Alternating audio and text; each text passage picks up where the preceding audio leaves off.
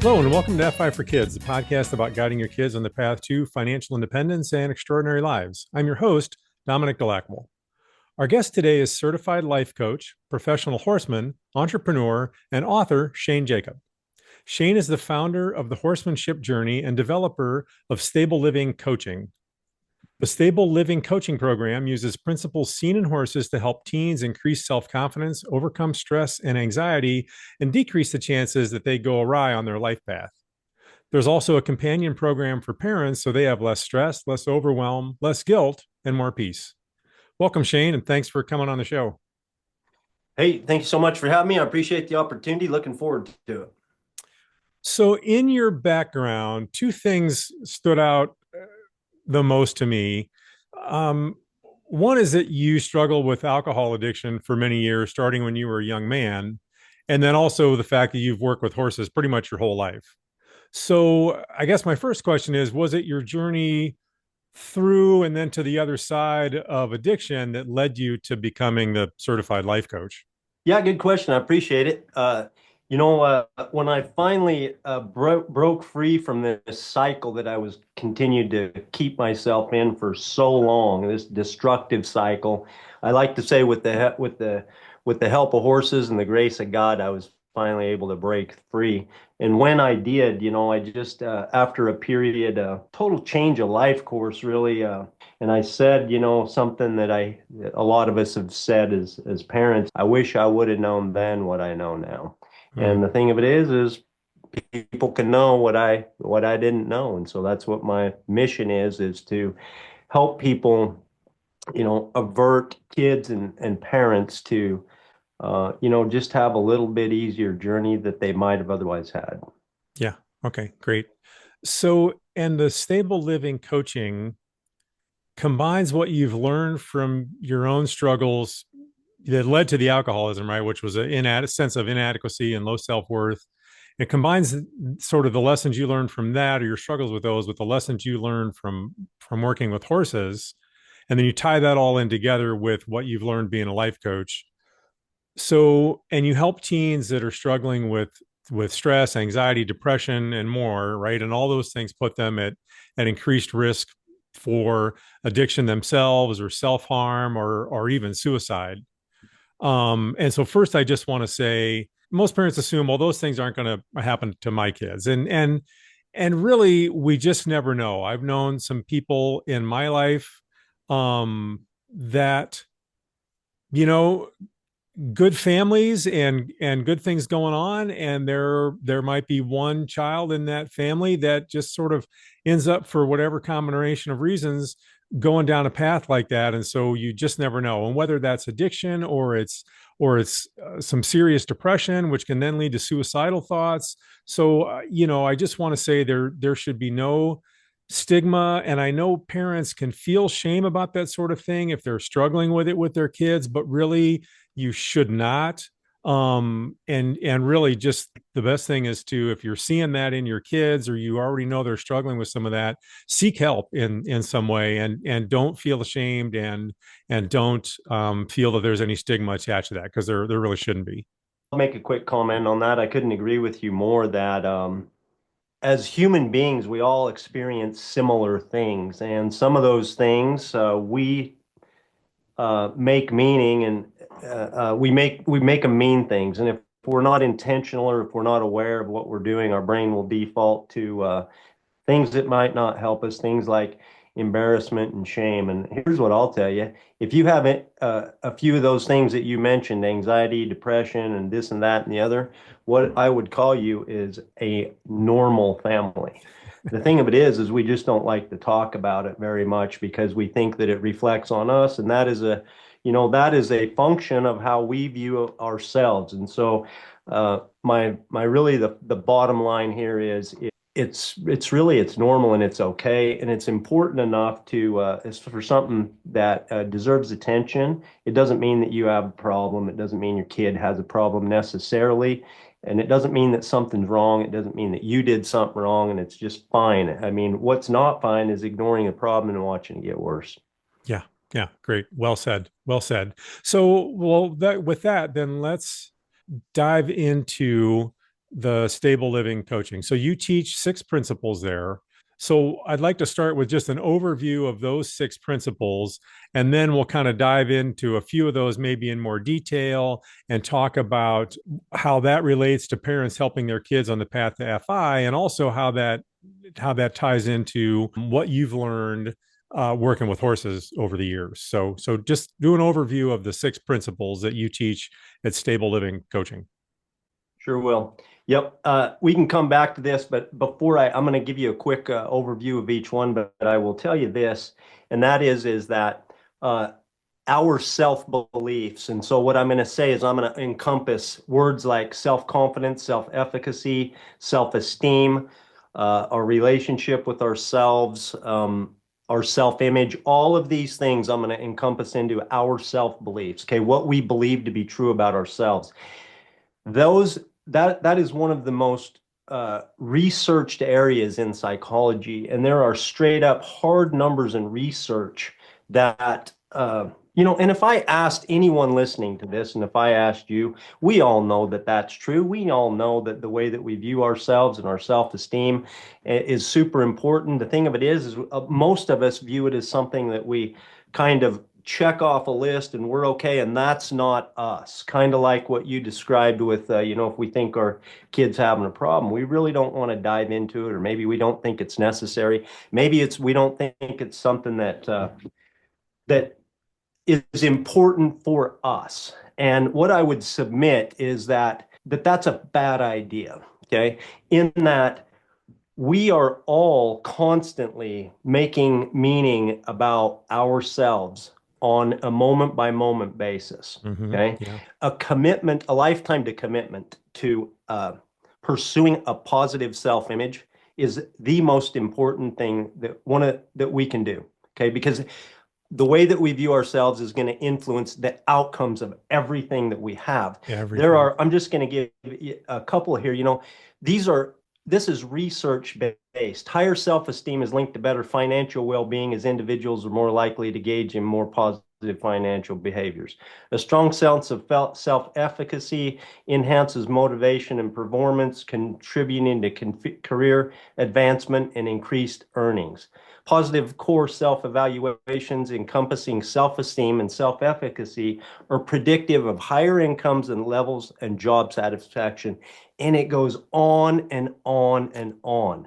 Sure. So I am I am serious and I am passionate about this as a part, not only as a whole healthy human being, but as a means to be financially independent, free, however you want to describe it. Mm-hmm. And so, I'll quickly go over the six steps that, Right uh, before you get into those, though, I just want to add real quick. I mean, because ultimately, right, the point of financial independence isn't just to be financially independent. It's to give you more opportunities to have a richer, more fulfilling, happier life, right? So I think it's great what you said, right? This whole idea of self-worth and how you see yourself is central to everything, right? And it does affect every area of our lives. So yeah, I think that's great. So sorry, go ahead. Go into yeah, you were going to go into the six overview of the six steps. a couple of them have two parts, so I'm going to make it a quick eight.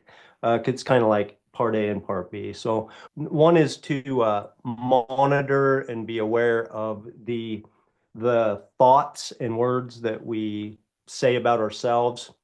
Two is what I call make a promise, keep it, which has to do with a word called discipline. Three is to forgive yourself. Four is to have your own back, which is part of failure. Five is to live consistent with what we know to be right. Six is to visualize. Seven is a part of that, which is using affirmations. And eight is becoming, and this really encompasses all of the other seven. Eight is becoming willing to accept and feel any emotion. If you accept the idea that what you think about yourself it's important, because hey, What if you could believe anything you wanted to about yourself? Hmm. Right? Because you can. If you do that, then what we've done is just identified the real breakdown of how to go about getting that done. And these are 8 habits that you can develop that will help you get to where you want to be with your beliefs. So let's talk about self-talk because I think that's so important, right? Because we all do it all the time, right? We've all got thoughts going on in our heads all the time, and you're kind of constantly having some sort of a conversation with yourself ongoing all the time. We all are, except it you so much of it is not conscious, right? So you're not thinking about what you're saying, but what you're saying to yourself can have a big impact on how you see the world and how you see your own place in it, how you see your possibilities or the barriers that you maybe not even realize that you're creating for yourself. So let's talk about self-talk and what are your thoughts there? You're so right, Dominic, that in everything that you said, you're spot right on. So let's just talk about thoughts and define exactly what we're talking about. So thoughts are simply phrases or sentences in our mind. And our mind, our brain, feeds us these thoughts constantly. That's all the chatter that Yeah. you have going in your head. It's estimated somewhere, there's literally thousands. One estimate that has it says that there's 60,000 thoughts per day that a human being has per day. Yeah. Okay. So we have all of this noise going on. So that's what a thought is. And then, of course, words are things that we just kind of react to and say about ourselves. And Mm-hmm. so you're right. A lot of the time, we're not aware. Maybe we're constantly apologizing about ourselves. Maybe we make a mistake, or maybe we fall down or we spill something, and then we say, I'm such a klutz, I'm such an idiot, I can't do this. Maybe we lose our temper and you say, well, I just can't hold myself together. Maybe we say stuff like that. Maybe we talk about how ashamed are we self in either thoughts or words. Mm-hmm. And the key here is the first step in any change that we want to do as human beings is just to become aware of it, right? Yeah, absolutely. And a lot of times the key in this is if you have somebody close to you that you can share this with and kind of work on it with somebody together. It's not necessary, but it's helpful because a lot of times someone else will hear something that you said that you're not aware of, and you can kind of work together. But regardless, that's a helpful tip of the day. But regardless, if we can become aware of these things and simply change them. If we just simply look at them and say, hey, that's not something that I want to use, I'm going to move it over here. What would I prefer to say or think about me to replace that thought or those words? And it sounds just so simple, and it is, but it takes time to develop that habit. Mm-hmm. Now, the one thing that I do say is how to measure if it's thought or words that we want to keep or if it's a thought or words that we want to replace. And the best way to measure or to make that distinction is if you think to yourself, are those thoughts or words that I would use with someone that I love the most? With my children, with my spouse, would I intentionally say that to them would I want to do that? Yep. And if the answer is no, you surely don't want to be saying it about yourself. You surely do not. Yeah. Because these things over a period of time, they make a tremendous difference on how we operate. We start to believe those things that we're saying, Yeah. and then they have an outcome that they have a result that we don't want. Yeah. I think that's great. And you know, I really love that, Shane. We had talked about that before, and I just think it's so great because it's such a clear-cut way for people to see how their own self-talk can be detrimental, right? And it's easy to just, well, I've just, some people like I know some people, well, they've just always said that, well, oh, I mean, I'm an idiot, or oh, I'm so stupid, and you think, well, and they'll say, oh, I don't really mean it, but then they're saying it all the time.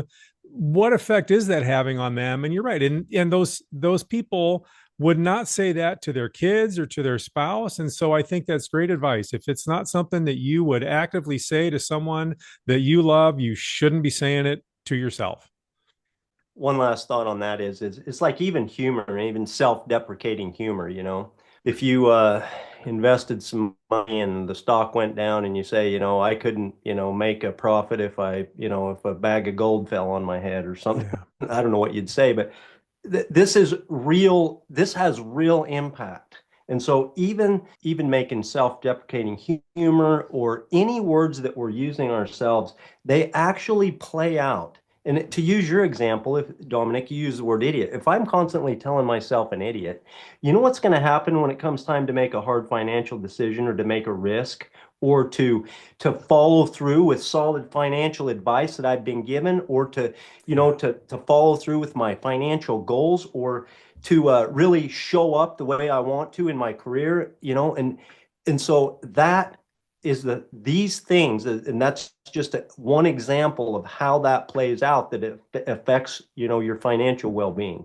Yeah. Yeah. Well, and again, right, it just goes back to it affects your financial well-being, your financial path and where you're going to get with that and how soon or if at all. And ultimately, even more so, Shane, like you said, it affects all the areas of our lives really in one way or another. So and I think right for parents it's useful for them to be aware of to catch in themselves and also to have the conversations with their kids. Even if the kids are younger, they can have them in a simple way just about self-talk and they start explaining that idea to them when they're younger to just get the kids used to the idea of paying attention to their own thoughts and then help them as they see tendencies or habits in their kids to try and redirect them from saying things that are not helpful for them.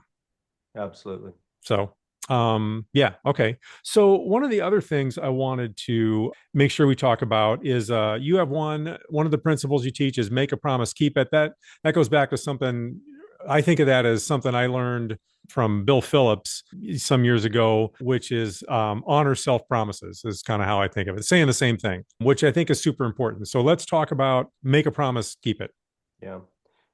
Super important. Basically, the at the core, what we want to be able to do as a goal is to be able to trust ourselves. Now, if you think about the people that you know, the people that you're close to, you think about your relationships, we want in relationships the foundation of the relationships, the core of the relationship is trust. We want to be around people that we can trust. We Mm-hmm. can trust them with our own vulnerability. We can trust them with our money. We can trust them with our the things that we hold to be important to ourselves. And so what make a promise keep it means is that I need to be able to trust myself. Okay. And we've all done things that erode trust with ourselves. And it kind of goes like, you know, let's make a New Year's resolution and we make a New Year's resolution and then we don't follow through. Okay. So that's one example of, you know, making a promise and then not following through. And whether we are aware of it or not, we're making meaning about what that means about us. Yeah. Okay. And it's coming out in ways that we don't want to have happen. So the key here is, and remember, the things that I'm talking about, these are lifelong pursuits. Yeah. Okay. These are, I wouldn't expect perfection. Okay. What I would expect is increased awareness over time and increased ability to follow through. And if you're on that path, you're winning.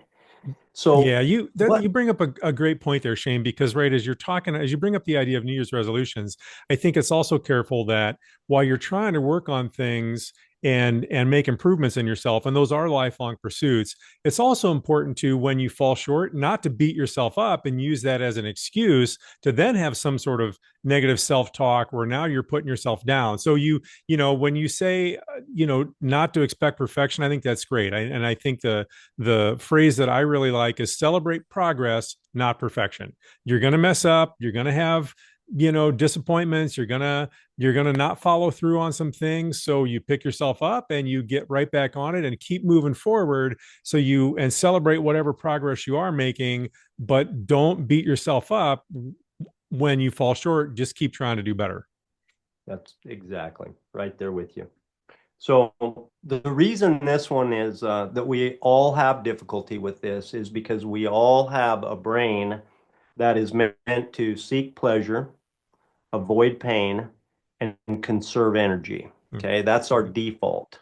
So the alternative is, let's just say that here's my example, my New Year's resolution is to wake up at 5 a.m. Okay, I'm going to start waking up at 5 a.m. on January 1, and that's going to be the way I am. So, at 5 a.m. on January 1 or 2, when my alarm goes off, what's happening is my brain is saying, conserve energy, and it's kind of painful. This is new. This is uncomfortable. Yep. Everything about this is not something that you want to do, Shane. Stay in bed, hit snooze, or turn the alarm off. Okay, Mm-hmm. that's what my brain is telling me. If I can recognize that what the word basically discipline means to me, that I am willing to experience some amount of discomfort on a short-term basis in order, as the trade-off for this is I'm going to have less discomfort and I'm going to have a bigger reward. Yeah. If I'm aware that, first of all, I'm going to experience discomfort if I'm going to get to my goal. Yep. And if I'm aware that, so what doesn't, let's just say, go through the scenario that I don't wake up. You know what I'm thinking about at 7:30? I'm thinking, I can't believe I did this. I didn't follow through with my deal last year, just Yep. like you explained, Yep. right? And how much discomfort and mental, emotional thing, what do you think's going on here, Mm-hmm. right? All day, I didn't do it again. I'm going to try again. And what if I don't do it the next day? Pretty soon on the third day, I quit it and I don't even talk about it. Okay. Yeah. I'm glad I didn't tell anybody my goal because, I didn't do it. Yeah. Right.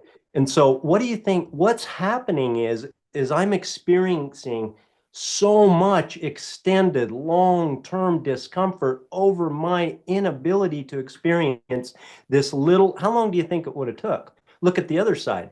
Let's just say that I went through this little bit I stood up, I got out of bed, and I got in the shower. I would imagine in 15 to 20 minutes max, I'm came to life and that discomfort's over. And Yep. I'm patting myself on the back for doing my goal. And also, I didn't even mention this. Not only did I get my goal, I got to be more productive that Yep. day. I Yep. mean, I'm feeling good about me. Yeah. And on the other end of this, I didn't get the reward. I slept for that, from 5 to 7:30. I feel terrible for a long period of time. Plus, I didn't get the reward. Well, you're So stressed out. Now you're behind on all the stuff you wanted to get done for the day. I mean, on and on and on, right? It kind of sort of it compounds, to use a financial term, it compounds either way, right? It either compounds and spirals upward, right? If you get up and you're like, great, I did it. I didn't want to do it. It kind of sucked, but I'm glad I did it. And now look at all I got done. Versus you sleep in, you're like, now you're already down on yourself and you're already behind and you're stressed out, and it's a downward spiral all day long. yep. That really the last thing I think that I have to say on this at this time is that, we've all experienced both ends of that. Yeah, And for the sure. more that we become aware of what's happening, the more that, like, remember, number 8 is being willing to feel any emotion. That's why it encompasses all of these. If I'm willing to feel the discomfort, I can prep for it. I can know it's going to happen, Yep. and I can keep focused on the result. Because the thing of it is the more I become willing to go through those short little times of discomfort, my self-confidence skyrockets. I become somebody that I can trust. Hmm. I become somebody that's dependable, that I can count on. And Yeah. that means a lot, and it comes out in my results. So let's talk about that actually. So, right. So when you take those consistent actions over time, you put up with that short-term discomfort to get more of a reward in the long run, or even the intermediate run, and that helps build self-confidence. Let's talk about how that ties into your work with horses and what you've learned in terms of self-confidence from yourself when you're working with a horse, in terms of that communication, and what have you learned there? Horses are such amazing creatures. I think they're one of God's greatest creations, and I've been blessed to be able to have a career with horses. They're just a magnificent animal, and you can just be around them. You can just um, feel I don't know, the beauty. You can feel the magnificence of the world in the presence of a horse. What I have with the horse, I have a relationship, and there's a lot of similar relationships with man and horses there are with men and humans, I'll say. One thing that I'll say is that horses forgive. Now, if I didn't keep my promise, what I do is I don't accept that. In our example, the way that we said it, what we did is we gave ourselves a lot of negative self-talk. Yeah. We didn't kind of forgive our error, and so we compounded the problem. Yep. Okay. And this is also a separate one, but it kind of played into a part of our scenario that we laid out in our example. Horses, the way that I look at horses is this is a lesson that we can use for ourselves. And let me give you the example. Since it's a relationship, what I'm going to do with a horse is I'm going to make a mistake somewhere along the lines, right? And I may in my example, I will have done something that I realized was unfair. Now, I may have done it because of lack of knowledge. And so then I finally got new knowledge and I realized that, hey, this is not the best way to go about this. The horse doesn't, he or she, they don't understand what I'm trying to communicate, and this is not fair. Or perhaps for whatever reason, maybe I got my emotions involved and then I just did something on a reaction and it didn't work. It wasn't fair. It wasn't the best way to communicate with the horse. And so now I've got an issue, right?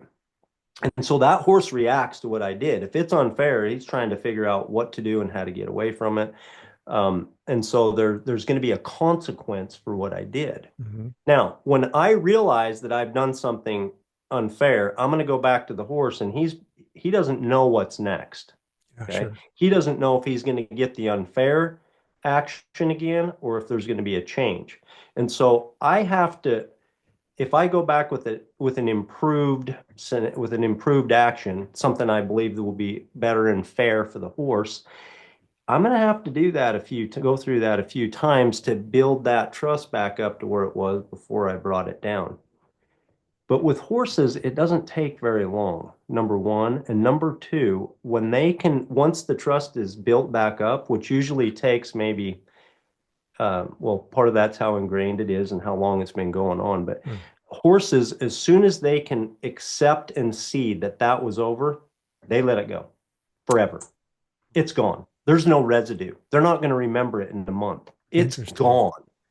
Okay. And so I don't have to worry about, something in the back of their mind that they're going to remember this time. It's totally gone. And so what I take from that, I mean, wouldn't it be something if we could apply a similar thing not only to ourselves, to start with for ourselves, Yeah. okay, but then extend that to the people in our own relationships? Because I think that that should be the total goal, just to let it go, and be done with it and be have with it. And horses are a tremendous example in that area that set a way for us to be.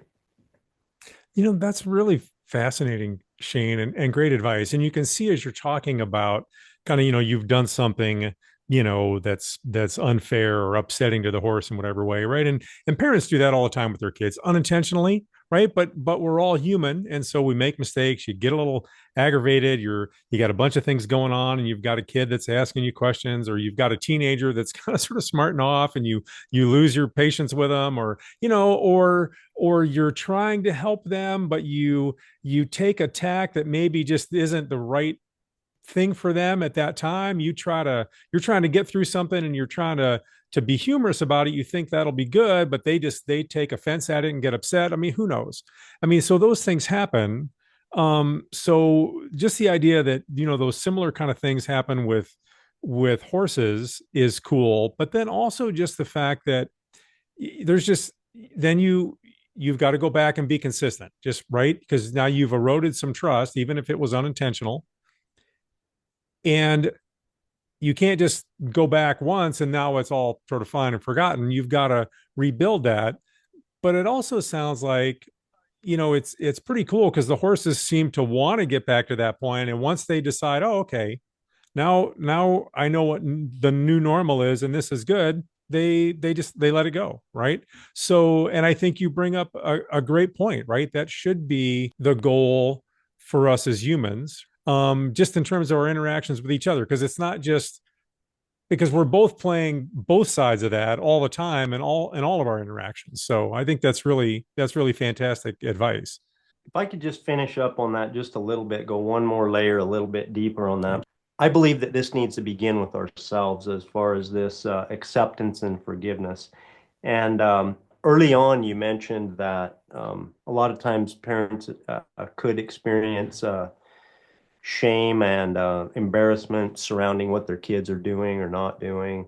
And so the thing about it is whether it's our kids or whether it's things that we've done, we all get to experience shame in this lifetime. It's just a part of the human condition. Okay. So Yeah. when I talk about forgiveness, what I'm saying is that to get good at forgiveness, we have to separate the thing that we've done from our value as a human soul.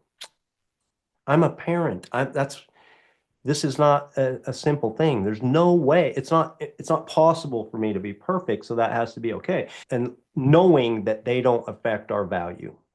Yeah. Yeah. Just your value as a human being, right? Yeah. Correct. Yeah. So what else then?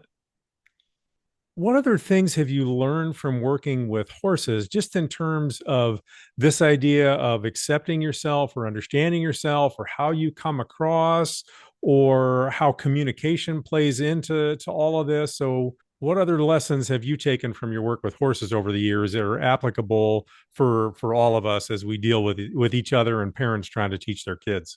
Yeah. There's so many. I mean, horses are a good example of what we think about ourselves because they reflect it. They tell on us. They know our secrets. And so it's very interesting. But I'll give you one really cool example of personal responsibility and taking ownership of ourselves. And this is how horses demonstrate it. So, in feral horses or wild horses operate out in the wild in groups. Okay, and they're a prey animal, and so their safety is in a group. Mm-hmm. And usually it's 10 to 25 horses are in a group, and younger horses, and sometimes they do things that they break the rules of the group. Okay, so Mm-hmm. maybe they'll bite their neighbor, or they'll go up to an older horse, and or they're making too much noise, or they're running around, and the horses in the group are like, hey, we don't do that here. And so what they do is they run them off. They physically push them away. They isolate them away from the group. And they do this, I mean, they'll threaten to kick them, they'll bite at them, they'll gang up together, and they'll push them away, and they won't let them come back. Hmm. Okay. Now, this horse who broke the rules, he's in danger. Yeah. Okay. He has put himself at risk, his life at risk, Yeah. because of all the predators and how the world works. And so he doesn't have the safety of the group. So he's sitting over there. Now, let me just tell you some things. I don't know what's inside of his head, but I can tell you what's not inside of his head. What's not inside of his head is, hey, man, I didn't know the rules. Those jerks, nobody explained them to me fairly, or they were unfair to me, or I don't like the way they treated me, or all the myriad of excuses that he could come up with and complain and have pity about his station while he's sitting over there at risk of living, Yeah, so he's not dying. seeing himself as a victim, and he's not blaming anybody else. He's not looking for external causes. He's not thinking that way. Yeah, yeah, right, right. He thinks one way.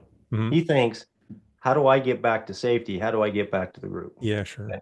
And so it's interesting how horses do that. Horses come to the edge of the group. And what I mean is they come up to, say, 100 feet from the rest of the horses.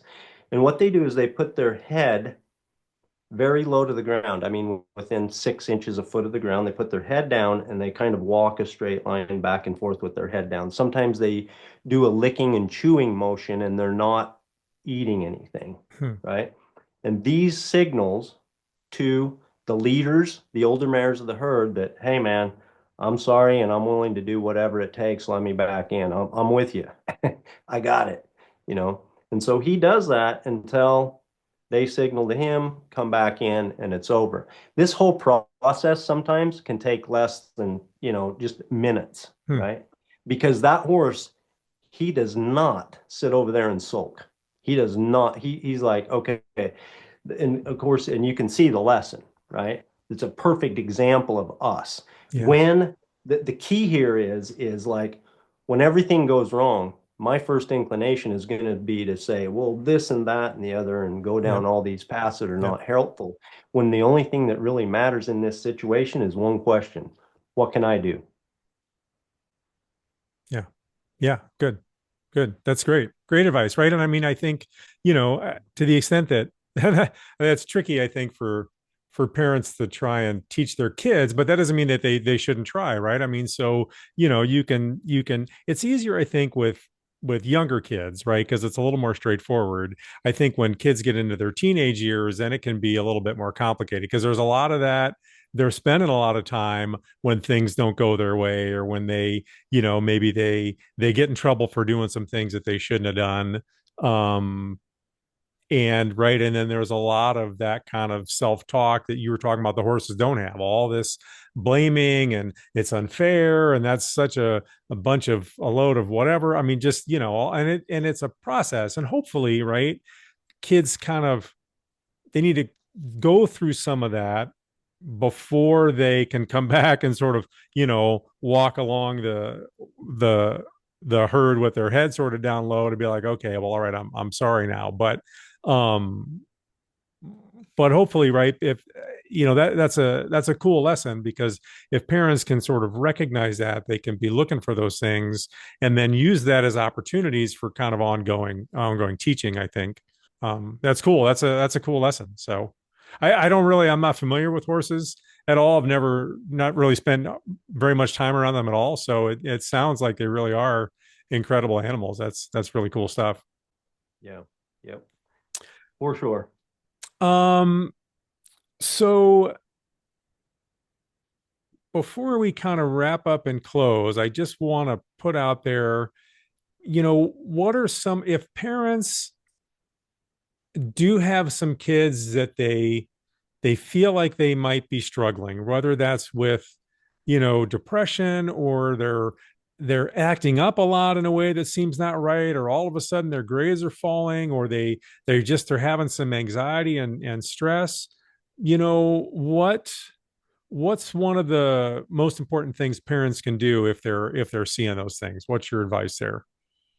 I'm going to give you an unconventional answer that I fully believe is to be the best answer, and that is to do just like the horse. Instead of focusing on what's not happening with the kid, the first place to look is right here.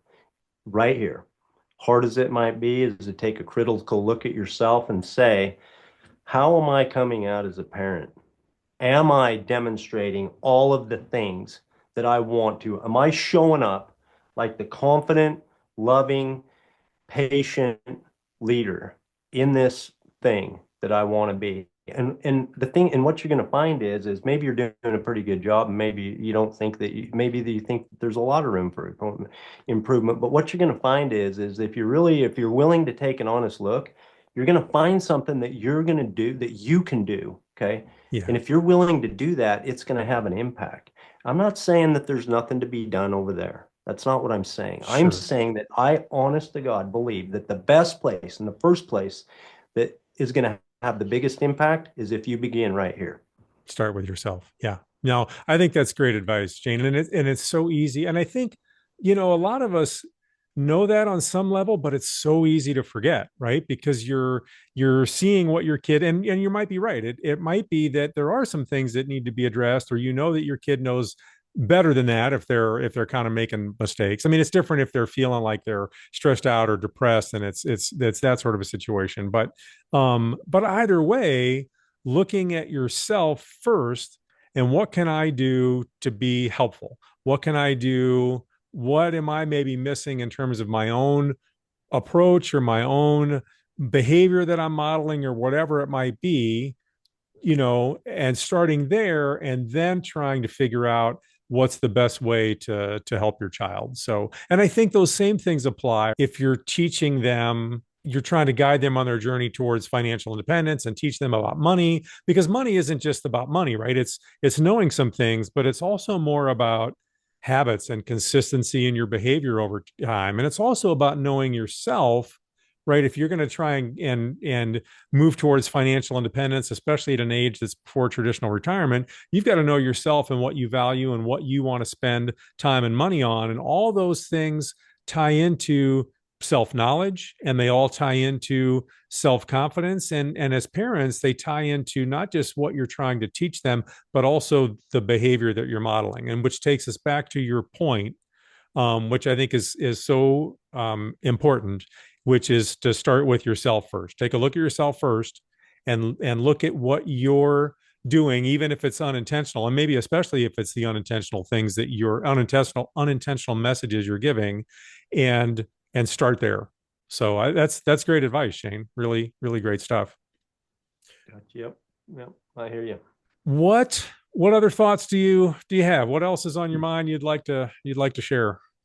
Yeah, I guess just the last thing is that just to say that I want to kind of come back to where we started, or where we started with this idea of embarrassment or whatever. And I think that applies to, I'll just say, if it's about money or what your kids are doing or what you've done or any of it.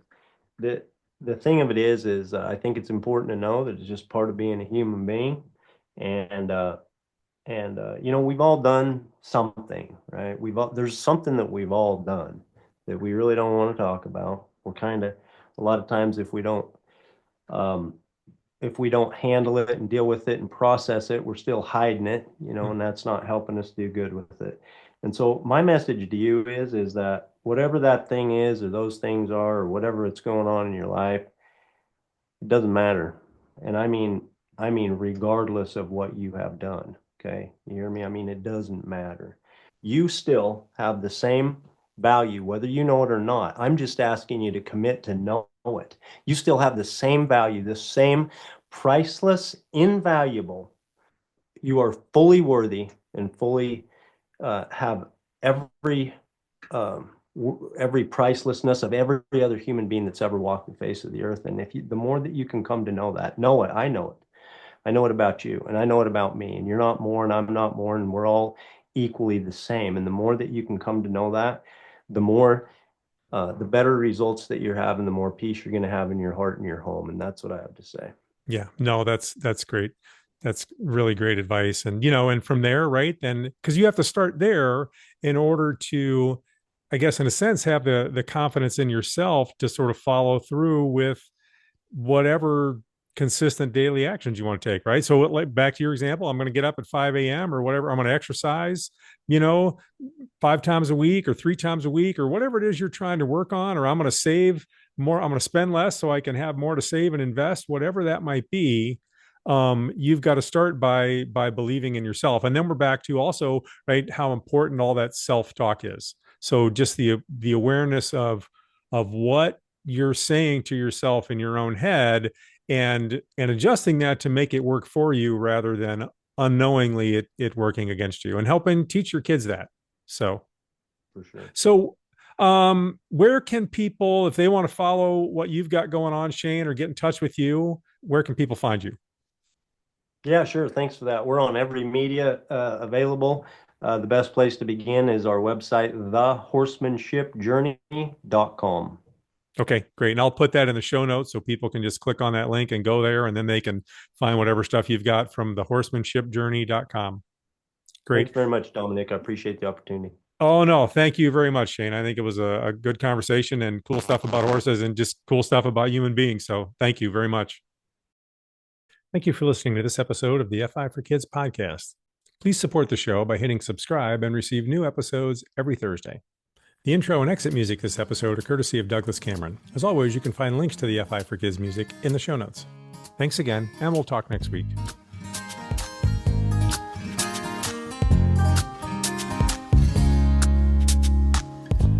You're like the horizon. I can't reach you, you're so far away. And if I run to the place I want you to stay, you'd be gone. I'd be left wondering why you moved on, and why you never said goodbye. I can't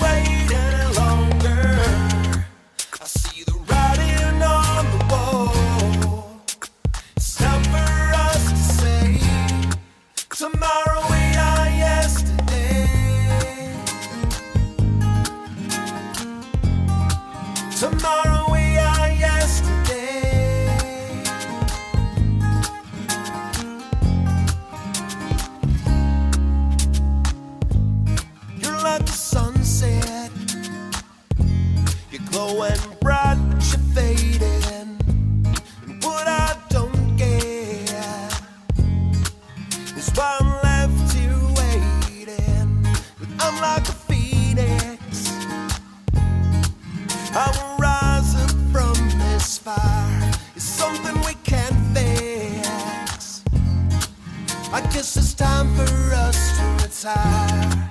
I can't